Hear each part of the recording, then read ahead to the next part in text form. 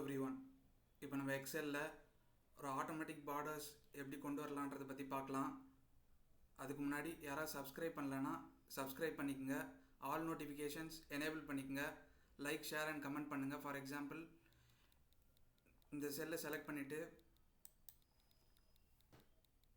Ctrl V கொடுத்து அந்த ஹெட்டிங்கை paste பண்ணிடலாம். இப்போது அந்த எந்த ரேஞ்ச் ஆஃப் செல்ஸில் நம்மளுக்கு ஆட்டோமேட்டிக் பார்டர்ஸ் வேணுமோ, ஆல் பார்டர்ஸ், அதை செலக்ட் பண்ணிவிட்டு கண்டிஷனல் ஃபார்மேட்டிங்கில் நியூ ரூல், அதில் யூஸ் ஆஃப் ஃபார்முலா, அதில் ஈக்குவல் டு இந்த செல் ரெஃபரன்ஸ், அப்சல்யூட் செல் ரெஃபரன்ஸாக தான் லாக் ஆகும். அதை F4 கொடுத்து மிக்ஸ்டு செல் ரெஃபரன்ஸாக கொண்டு வந்துடலாம். ஏன்ற காலம் மட்டும் லாக் ஆகணும்.